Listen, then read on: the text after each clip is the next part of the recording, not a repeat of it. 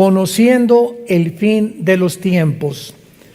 Esta parece que es la sexta o la séptima conferencia, pero estamos en una serie en la que estamos tratando de investigar de una forma minuciosa, detallada, profunda en la Biblia, si realmente la Biblia tiene o nos da el 100% de seguridad, no del día en la que Cristo viene, ni del arrebatamiento, sino si encontramos en la Biblia la seguridad de que realmente nos encontramos en la última generación, en los últimos tiempos. Y hasta ahorita lo que hemos estudiado, les recomiendo las conferencias anteriores, hemos llegado a un punto, ¿verdad?, donde estamos así expectantes, porque es impresionante cómo Dios escogió a la nación de Israel para que se convirtiera en el termómetro de Dios. Israel es el termómetro de Dios. La iglesia no es el termómetro de Dios. La iglesia fue incluida en el plan de Dios cuando Dios rechazó a Israel hace 2000 años porque rechazaron a Cristo como el Mesías. Dios nos pone a nosotros porque no hay nadie indispensable en la obra de Dios. Pero cuando Dios regrese a tratar con Israel, Romanos 9, Romanos 10, Romanos 11 lo explican claramente, Oseas capítulo 5, Oseas capítulo 6, Ezequiel capítulo 37, etcétera, etcétera, etcétera, etcétera, Apocalipsis capítulo 11, entonces la iglesia no puede estar aquí en la tierra. ¿Por qué? Porque a Dios le falta 7 años para terminar con Israel, que son los 7 años de la gran tribulación. Cuando Dios le dio la profecía a Daniel, capítulo 9, versículo 24 al 27, que se conoce como las 70 semanas de Israel, Dios le dijo a Daniel muy claramente, Israel se encontraba en un punto muy delicado de su historia, porque los 70 años que se habían profetizado Jeremías de que Israel iba a pasar en Babilonia cautivo, exiliados, estaban a punto de cumplirse. Entonces Daniel se pone a orar, Señor, te pido que me digas cuál es el plan ahora, ya vamos a regresar a Israel, ¿cuál es el futuro de nosotros? ¿Seguirás tratando con nosotros? ¿Seguimos siendo tu pueblo? Etcétera, etcétera. Entonces el ángel Gabriel, que es el mensajero oficial de Dios en el Antiguo y en el Nuevo Testamento, porque es el que se le apareció a María, el que se le apareció a todas las demás personas, a José y a María cuando iban escapándose a Egipto.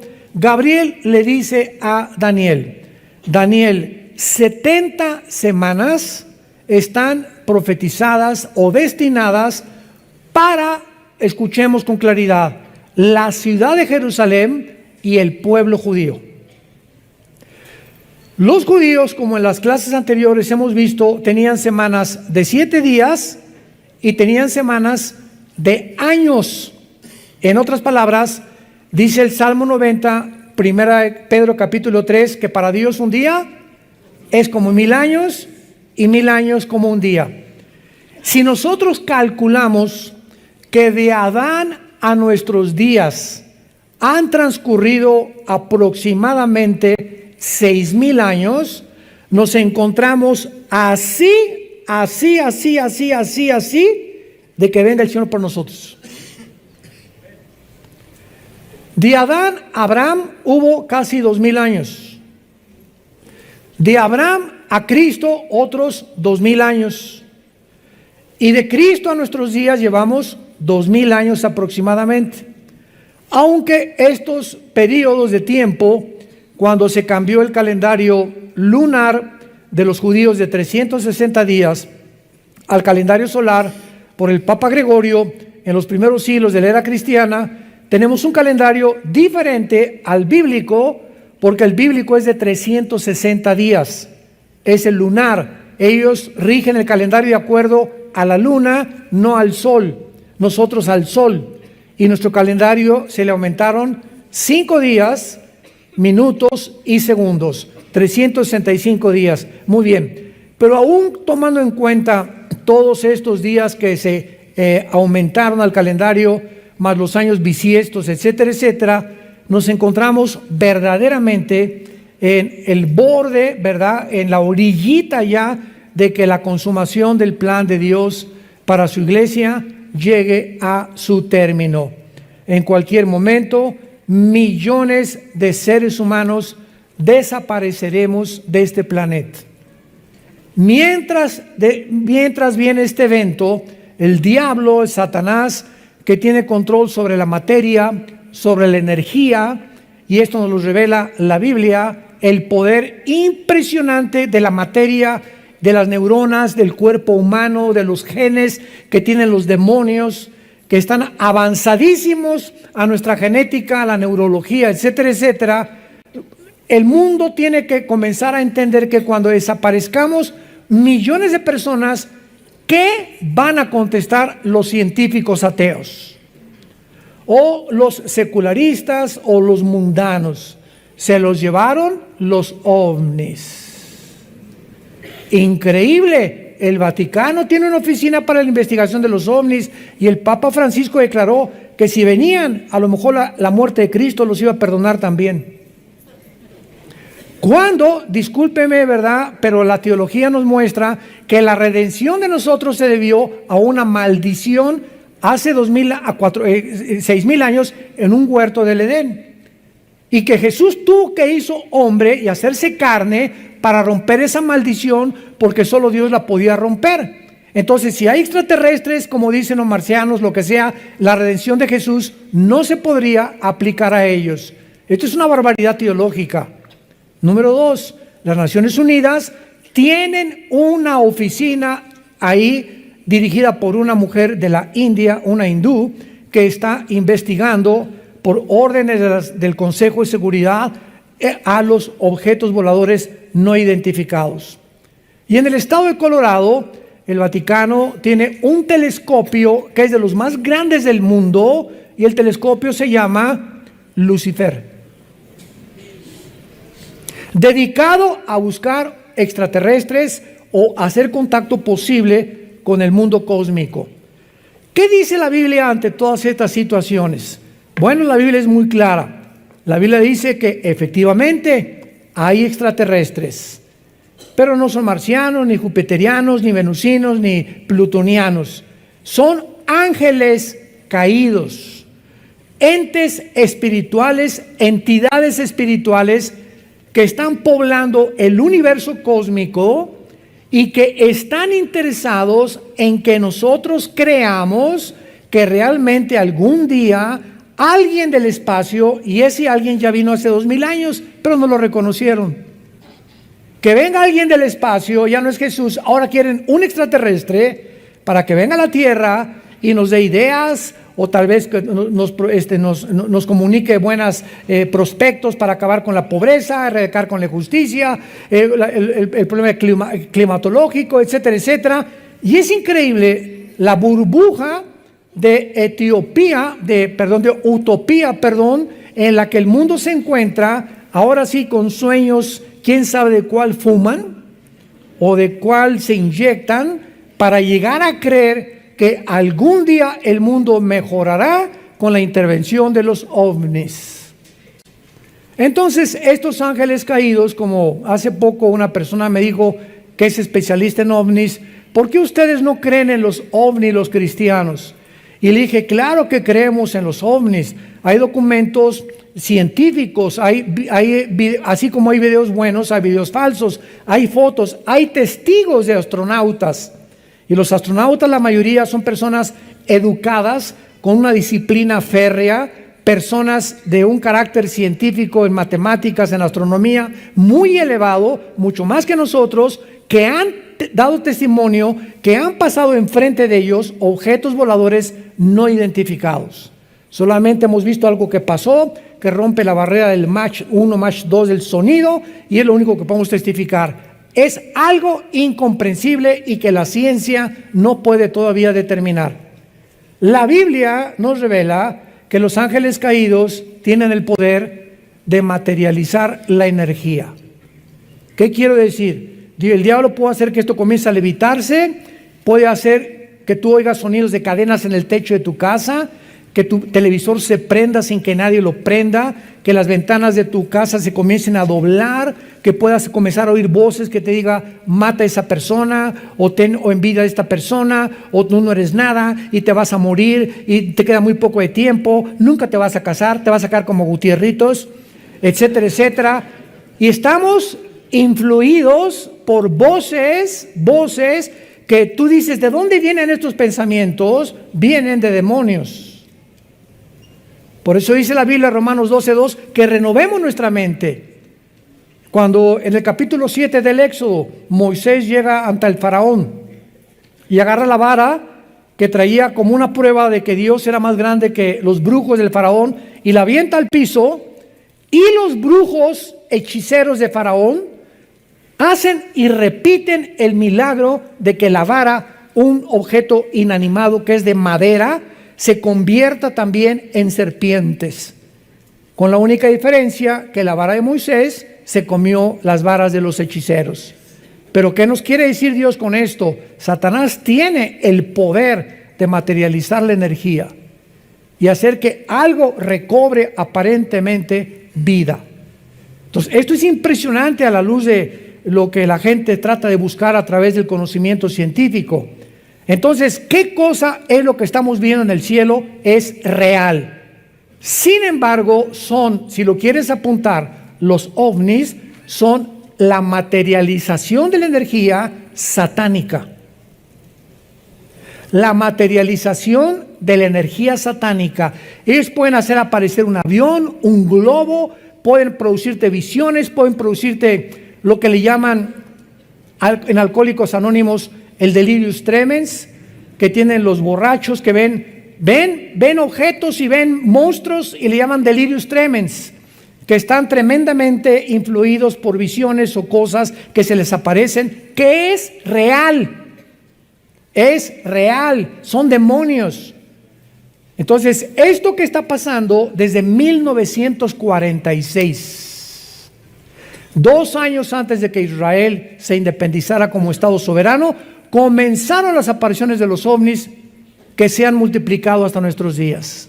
Ahora el mundo ya, el Vaticano, las Naciones Unidas, los medios de comunicación, cuando desaparezcamos millones de personas, tendrán una excusa para explicar, entre comillas, científicamente, por qué desaparecimos del planeta Tierra.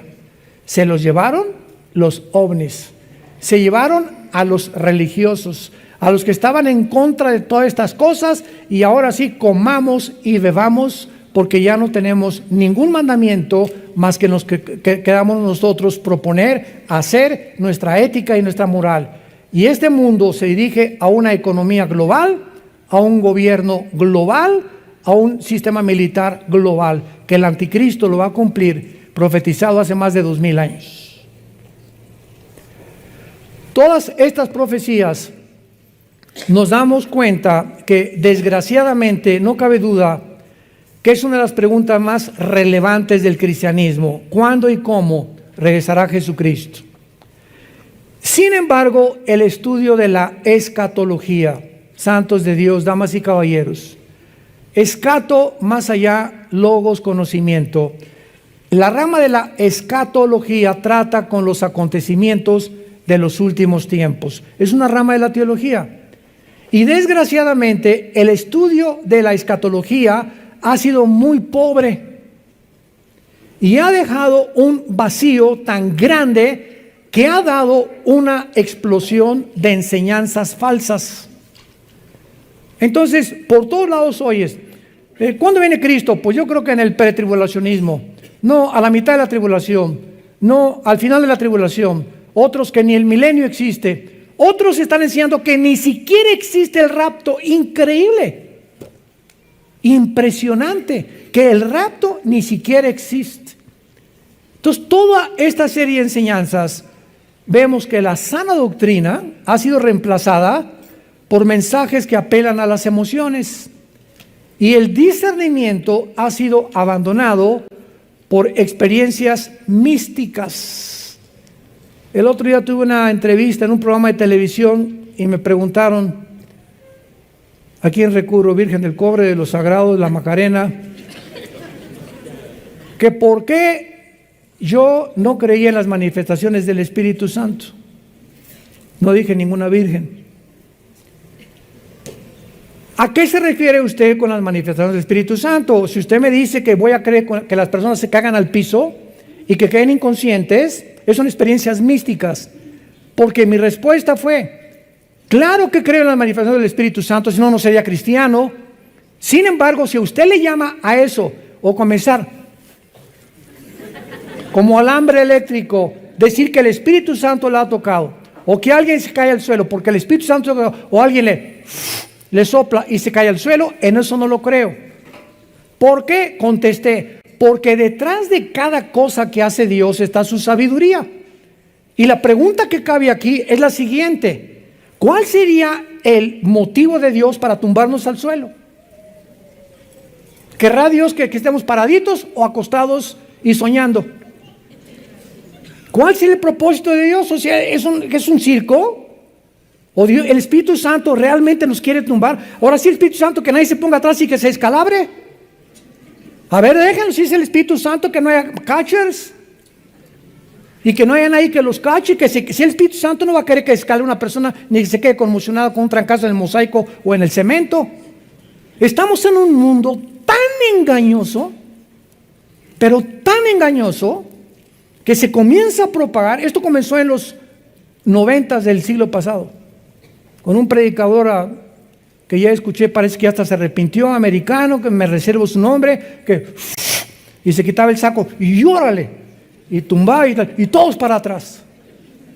¿Ustedes creen que el Espíritu Santo quiera dar esos espectáculos? A ver, me quito mi saco para que vean que aquí yo traigo el poder de Dios. Mejor no lo digo la palabra. ¿Qué tiempos estamos viviendo? Bueno, la cuestión es que han pasado casi 2000 años desde que Jesús ascendió al cielo, y la cristiandad tiene ahora que realmente reconciliar dos posiciones paradójicas aparentemente en cuanto al regreso de Jesús. De esto se trata esta serie. Número 1, nadie sabe la hora ni el regreso de Jesucristo. Cuando los apóstoles estaban ya a punto de presenciar en Hechos capítulo 1 la ascensión de Jesucristo al cielo, 50 días después de que Cristo muere en la cruz, ya se va al cielo. Le preguntaron en el versículo 6 del libro de los Hechos capítulo 2, Hechos 1, 6 y 7. Vean ustedes, los discípulos, los apóstoles, ya Cristo había resucitado. En el camino de Maús ya había caminado con dos de ellos, ya les había explicado, tardos para oír a Moisés y a los salmos y los profetas, que el Hijo del Hombre tenía que morir y resucitar a los 3 días. Y después de casi 50, 40 días más o menos que estuvo apareciéndose Jesús a cientos de personas y a sus discípulos, aquí los discípulos todavía no les caía el 20.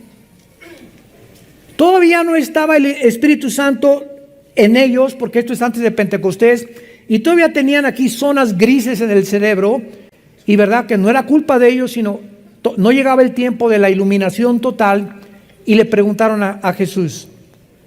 Hechos 1:6, los que se habían reunido le preguntaron diciendo: Señor, vean la pregunta, ¿restaurarás el reino de Israel en este tiempo? O sea, ¿saben qué le estaban preguntando a Jesús?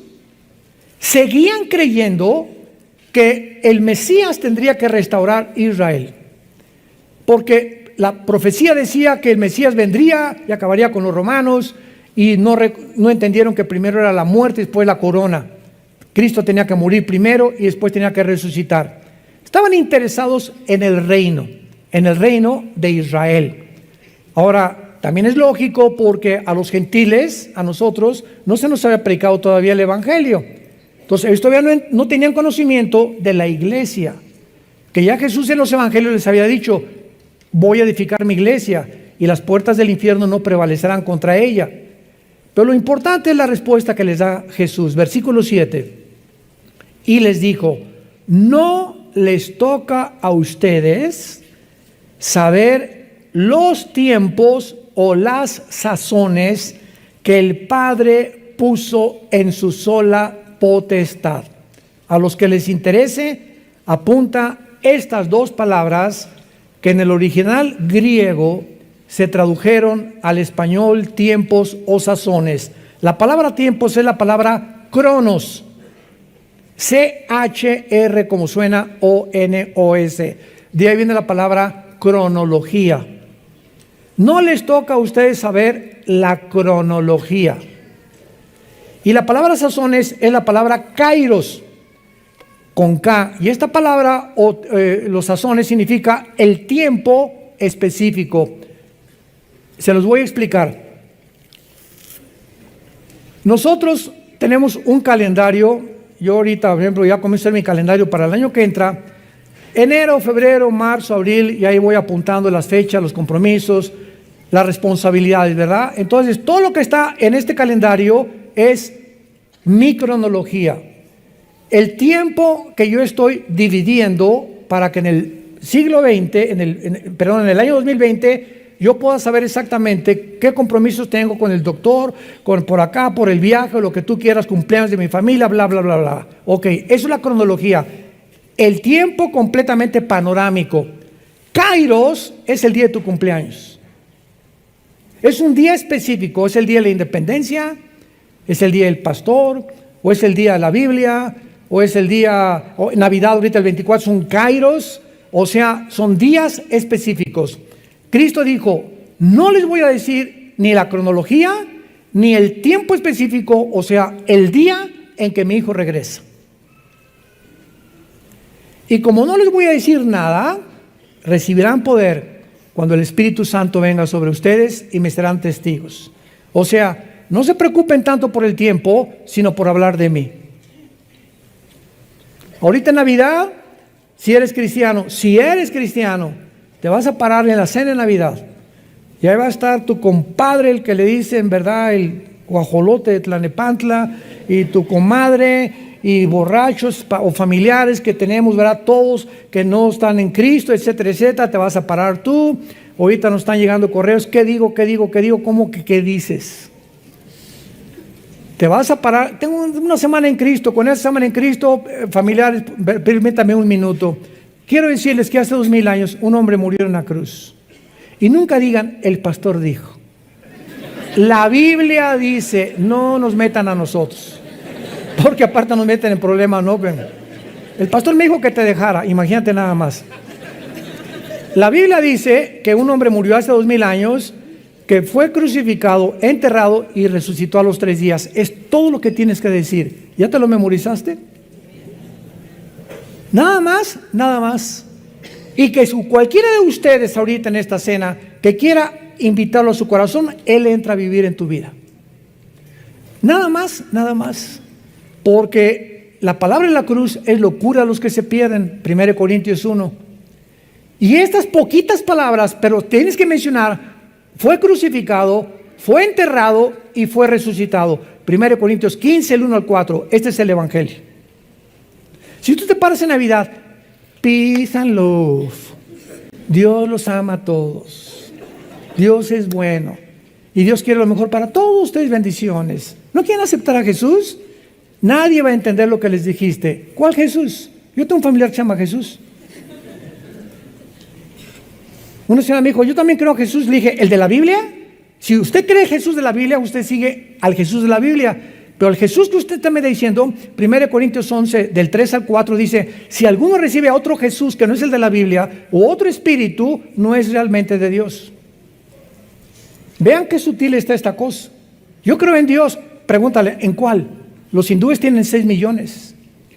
Yo creo en Jesús. ¿En cuál Jesús? ¿El de la Biblia? ¿Lo estás siguiendo? ¿Sigues al Jesús de la Biblia o te has hecho tu propio Jesús? Y lo sigues cuando te da la gana, cuando te conviene, y has puesto tus 10 mandamientos sin tomar en cuenta al Jesús de la Biblia. ¿Ven cómo es la gente? Entonces tenemos la responsabilidad de ser testigos en cualquier momento, y más en esta época tan importante donde los corazones están preparados para recibir a Jesucristo. Muy bien. Veamos ahora claramente que un estudio cuidadoso de la Biblia nos va a mostrar esta gran equivocación de que el rapto y la segunda venida es lo mismo, de que la iglesia va a pasar la gran tribulación, etcétera, etcétera. Es imposible que la iglesia atraviese la tribulación. En la profecía de las 70 semanas, si es en años, ¿cuántos años estamos hablando? 70 por 7. ¿Cuánto es? 490 años. Daniel, apúntale Daniel y apúntenle todos. Los últimos 490 años que quedan de historia son para Israel. Los últimos les doy 490 años más de que yo trato con ustedes. Daniel, atención. Desde que venga la orden de restaurar la ciudad de Jerusalén, que vino en Nehemías, el libro de Nehemías capítulo 2 del 1 al 4, por el rey Artajerjes de Persia, que ahorita es Irán. Cuando se dé la orden de restaurar Jerusalén hasta que muera el Mesías, habrá 483 años, o sea, 69 semanas. ¿Me van siguiendo con cuidado? 69 semanas de años son 483 años. Y tomando nosotros en consideración esta profecía, que es la más asombrosa, que le funde los fusibles a cualquier persona que se llame matemático o físico matemático, no existe en la Biblia ni en ningún otro libro en el mundo una cronología tan impresionante para que tú puedas calcular desde que se dio la orden hasta Cristo se cumplieron exactamente 483 años. ¿Cuándo se cumplió el final de la profecía? Cuando Cristo entró en su burrito a Jerusalén, el domingo de Ramos, y a los 5 días lo crucificaron. Ahora bien, 483 años se cumplen. Al cumplirse los 483 años, Israel rechaza al Mesías. No te queremos, que la sangre de él caiga sobre nuestras cabezas. Y entonces Dios cierra el reloj contra Israel y deja de tratar con ellos y se vuelve a otro grupo, a otra entidad que se llama la iglesia, que somos nosotros.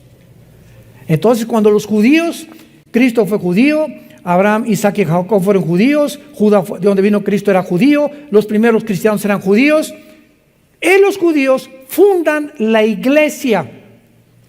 Pero ahora les dice el Espíritu Santo, ya no les prediquen más que a los gentiles, y comiencen a expandir este evangelio a todas las naciones, ya no solamente a Israel.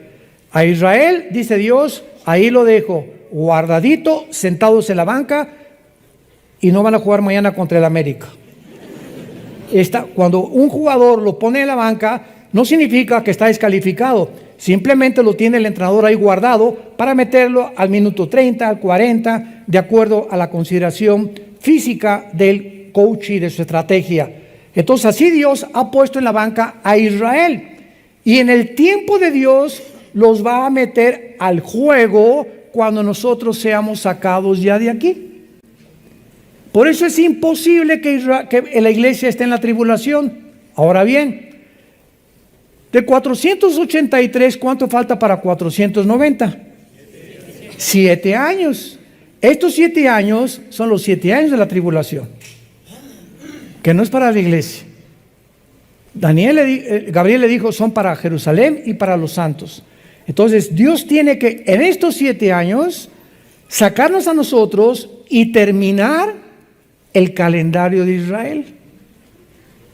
Entonces Dios no ha abandonado a Israel. Romanos 9, Romanos 10, Romanos 11, Pablo lo explica claramente. Dios no ha abandonado a su nación y va a cumplir su propósito.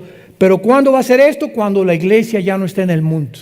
Cuando seamos sacados nosotros del mundo, Dios en estos 7 años que le faltan a la profecía de Daniel, van a ser 7 años que se van a culminar, escúcheme con cuidado, con la fiesta de Yom Kippur, o el día de la expiación. Para los que no sepan, Dios tiene 7 fiestas, que es la Pascua, la de la levadura, los primeros frutos, la Pentecostés, que se cumplieron cuando Cristo vino. 4 fiestas se han cumplido. ¿Cuántas quedan? Estas 4 se cumplieron en la primavera de Dios. Y las otras 3 que faltan se van a cumplir, las 3 que faltan, entre el mes de septiembre y octubre, que es el mes judío de Tishri. Y la próxima que sigue, la quinta, es la fiesta de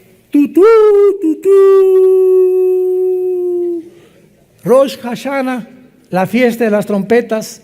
Y lo interesante de la fiesta de las trompetas, que es la única fiesta que no tiene día donde caer. ¿Me van siguiendo? ¿Quién podría haber puesto todo esto más que Dios? Esto es impresionante. Ni los rabinos hubieran podido calcular todas estas cosas que estamos discutiendo cientos de siglos después. La fiesta de las trompetas puede caer en un día o en otro. Entonces los judíos agarran 3 o 4 días para hacer la fiesta de las trompetas, porque no saben exactamente en qué día cae. Todas las demás caen exactamente el primero o el día 15 o el día 20 del mes de Tishri. De las trompetas, ¿cuál sigue? Yom Kippur, cuando es el llamado al arrepentimiento de Israel, el día de la expiación. Y la última fiesta, el Sukkot, la fiesta de los tabernáculos, que muchos de ustedes han venido aquí y la celebramos no porque la tengamos que celebrar por obligación. No tenemos ya obligación de celebrar ninguna fiesta, ni cumplir ya sábados ni días festivos. Lo hacemos para que ustedes conozcan qué es Sukkot, nada más, pero no porque lo tengamos que hacer. Es muy diferente la obligación a una cosa para poder enseñar. ¿Y los tabernáculos dónde creen que la vamos a celebrar? En Jerusalén, en el milenio, el año que entra en junio. A ver si nos toca, ¿verdad? Nos vamos en junio del año que entra a Israel. Muy bien, entonces, a ver otra vez, ya se cumplieron 4 fiestas, la próxima es las trompetas. Por eso no es posible que la iglesia pase la tribulación.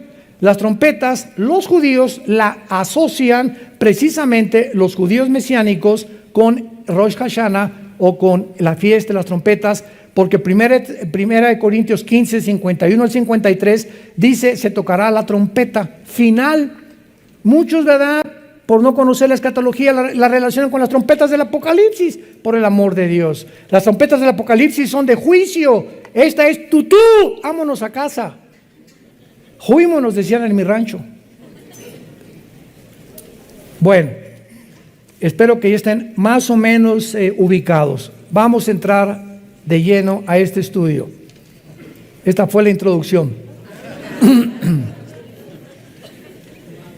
Como decía Pablo, hay tantas cosas que explicar, tantas cosas que enseñar, ¿verdad? Y a veces yo le pido a Dios, Señor, dame sabiduría, por favor, para explicar estas cosas y que las puedan entender claramente tu pueblo. Porque es importante que podamos comunicar estas verdades de una forma en la que puedan ustedes, si no entender claramente por tu falta de estatura y crecimiento espiritual, por lo menos darte una idea de cómo está las profecías bíblicas en la Biblia. El 30% de la Biblia son profecías. La Biblia contiene un 30% de profecías y los 2 eventos proféticos. De todas las profecías que hay en la Biblia, los 2 eventos proféticos que van de la mano, así, como hermanitos gemelos, son el renacimiento de Israel como nación, 1948, y el arrebatamiento de la iglesia. La primera pregunta es, ¿qué relación, qué conexión hay entre que los judíos el siglo pasado, el 14 de mayo del 48, regresaron casi después de 2000 años y el rapto de la iglesia? Lo que hace realmente el regreso de Israel a su tierra, no hubo señales de cuándo iban a regresar. Desde Deuteronomio, Moisés le enseñó al pueblo judío que algún día ellos regresarían y Dios trataría con ellos.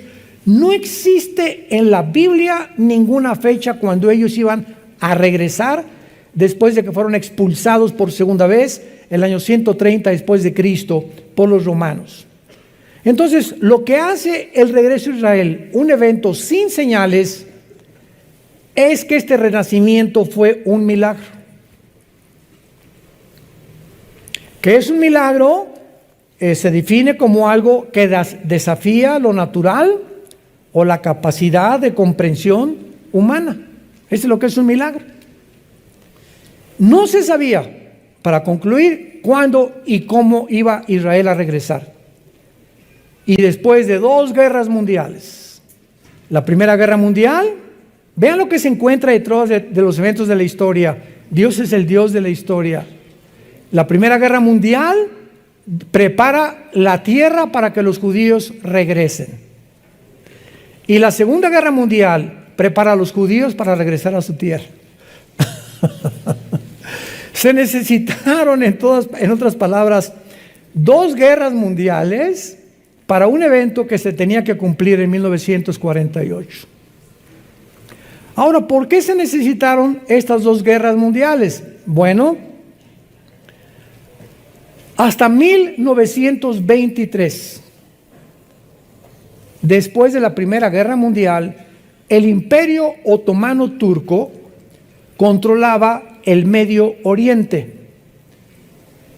Y en 1923, después del 14, el 18, que se pierde la Primera Guerra Mundial, perdió la Primera Guerra Mundial Alemania y el Imperio Otomano Turco se aliaron con Turquía. Y al eliminarse el imperio de los otomanos turcos musulmanes, los ingleses de 1923 a 1945 toman el control del Medio Oriente. El general Allenby en 1923 entra a Jerusalén y los últimos musulmanes que quedaban del Imperio Otomano van para afuera. Esto fue, si no hubieran vencido los ingleses a los otomanos, ¿cómo podría Israel regresar a su tierra? Síganme con cuidado. Ya vean cómo Dios prepara en la historia todo para que sus profecías se cumplan. Viene la Segunda Guerra Mundial, la persecución de los nazis contra los judíos. El diablo sabía, la única verdad que el diablo sabía era que Israel iba a regresar a su tierra. Y el diablo sabía que cuando Israel regresara a su tierra, tenía que comenzar a contar sus días. Porque para que Israel regresara a su tierra, se tenía que cumplir todas las demás profecías. Si Israel no hubiera regresado, ¿a quién va a perseguir el anticristo? Si Israel no hubiera regresado, ¿qué templo iban a levantar? Si Israel no hubiera regresado, ¿cómo podría cumplirse la semana 70 de Daniel? Entonces, era imprescindible que Israel regresara.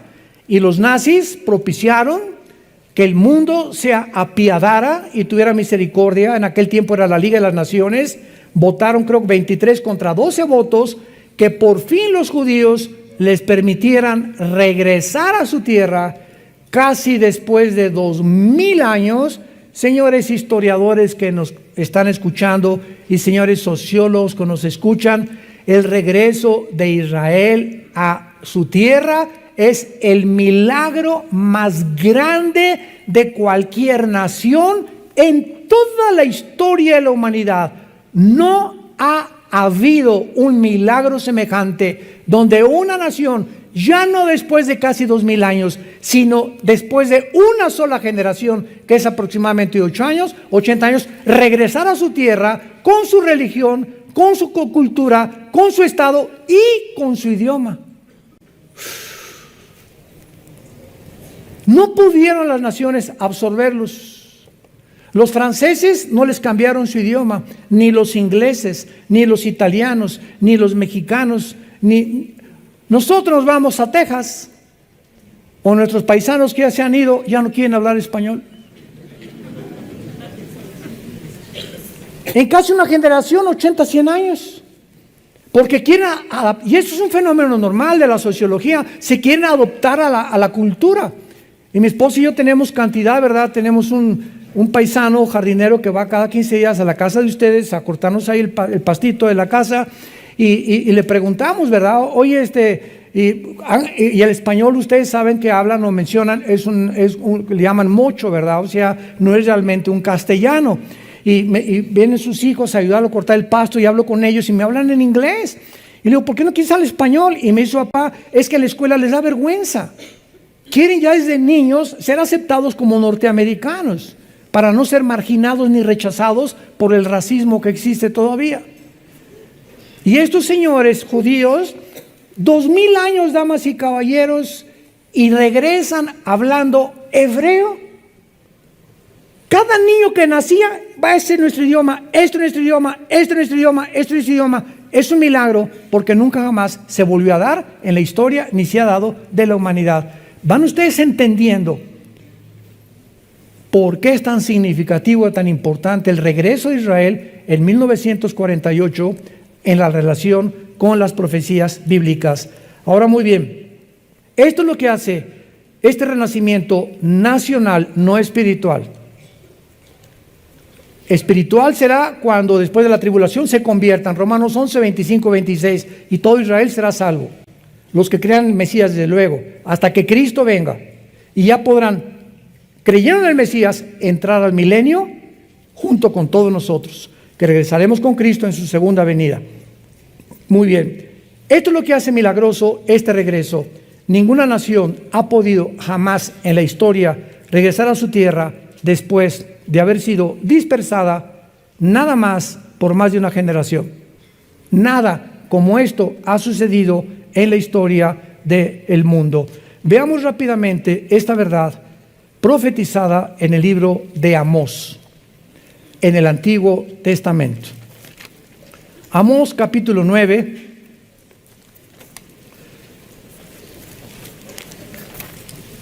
versículo 14 y 15. Esta profecía es impresionante, sencillamente cautivadora. Ahora sí que de veras, la persona que no quiera creer es porque no le conviene creer.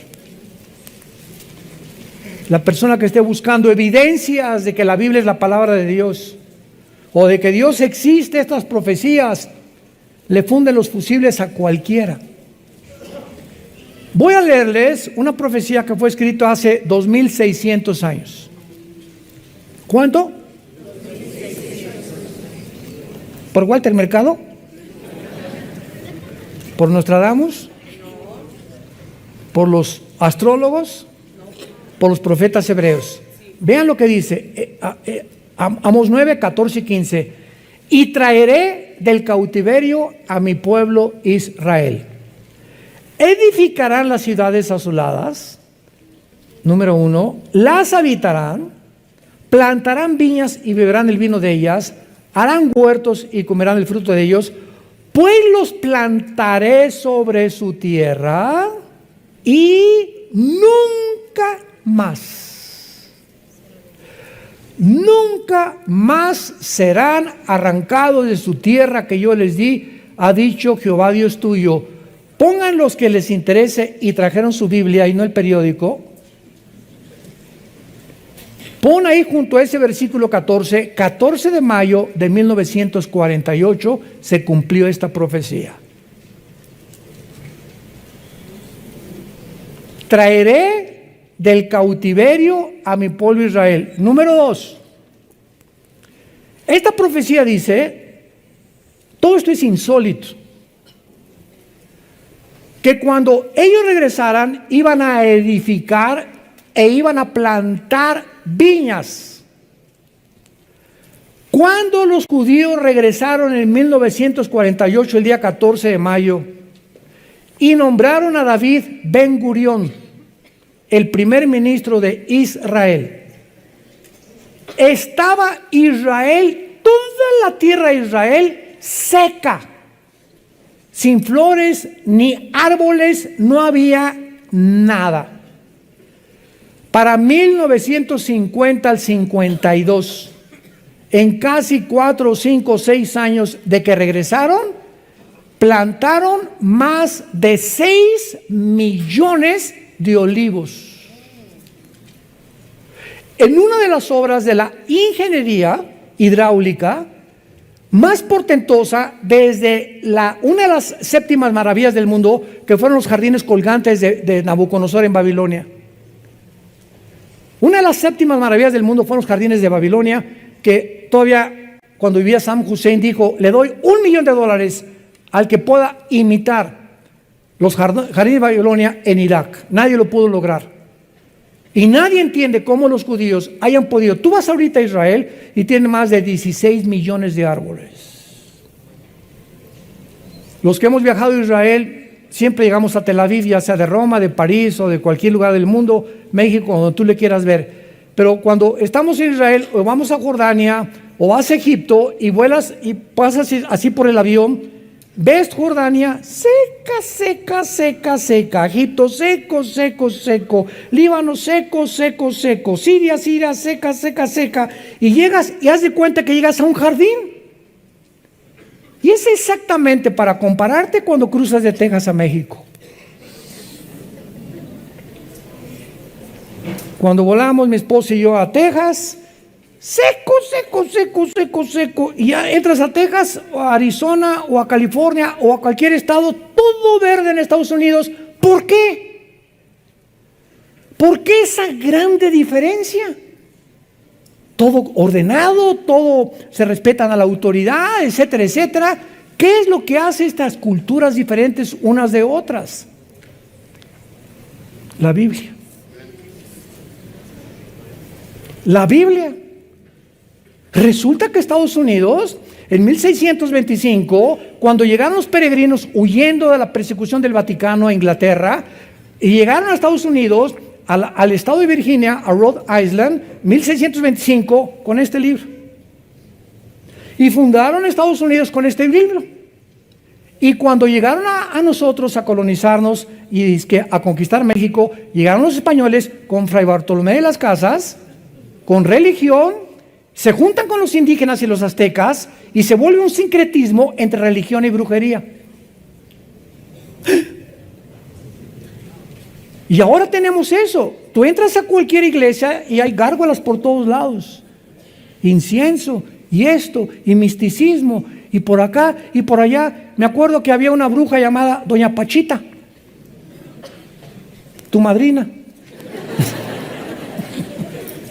Es broma.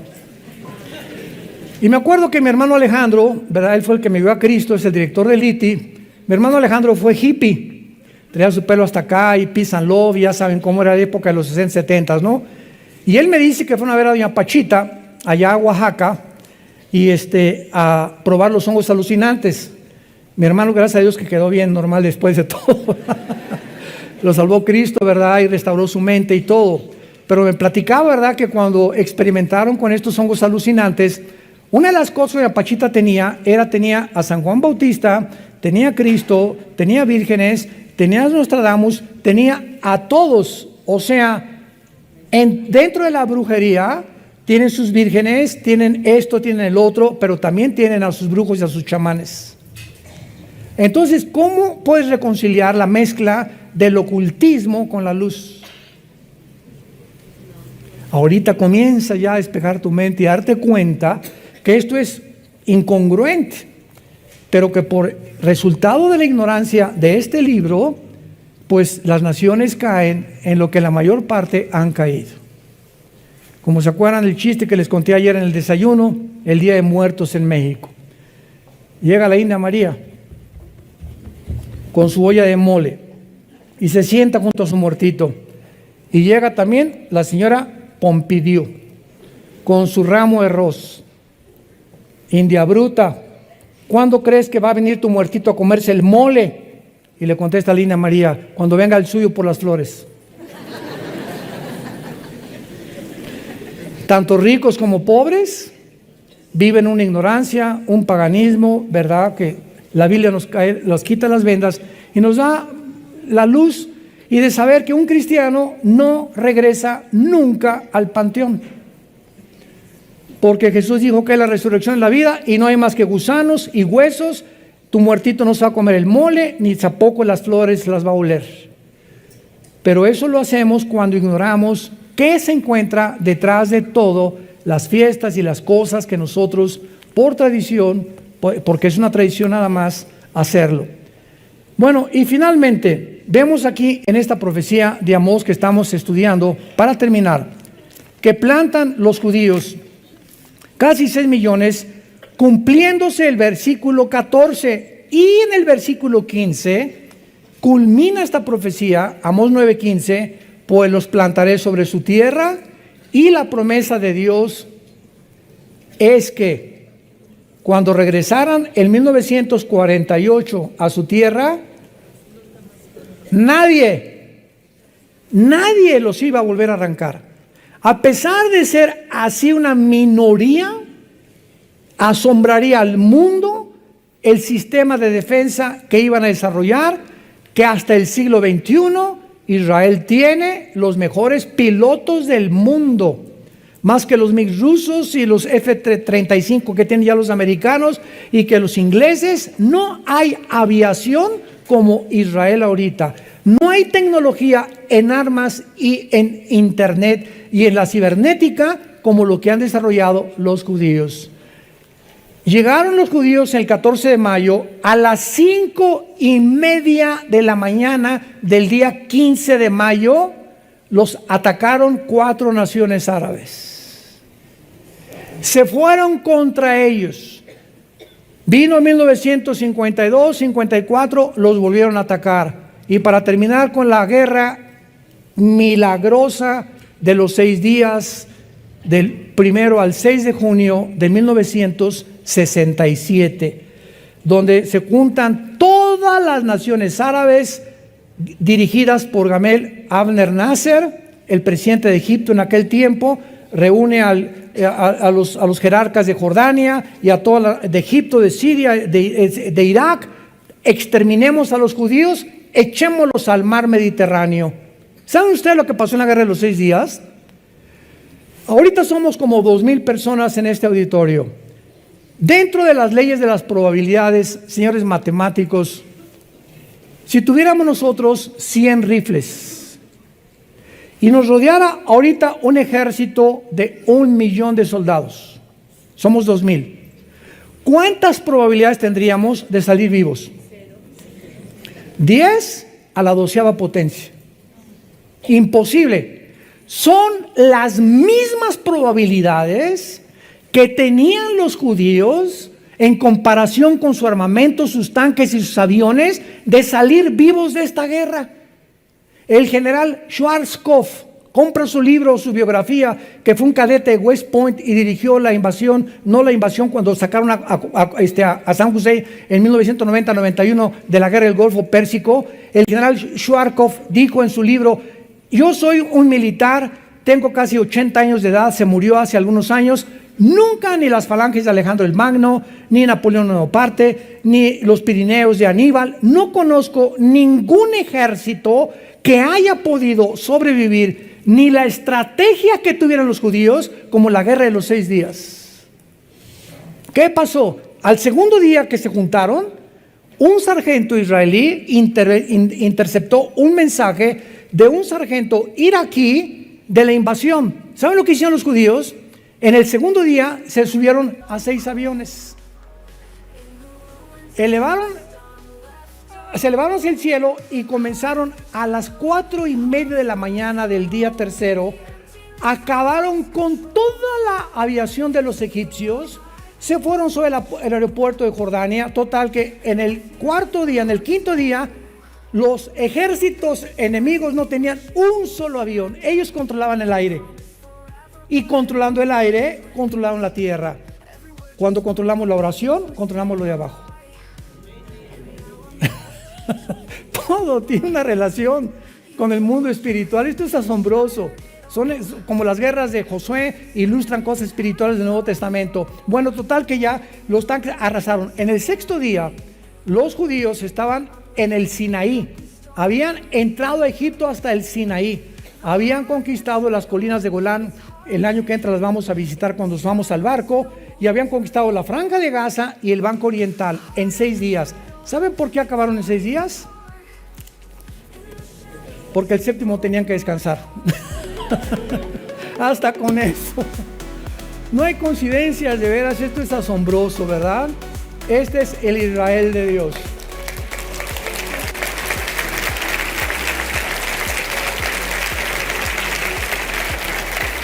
La gente no sabe esto. Tus amigos, tus familiares no saben esto. No saben todo lo que se esconde detrás de este libro maravilloso. Y es nosotros a los que Dios nos ha encargado este mensaje a las naciones.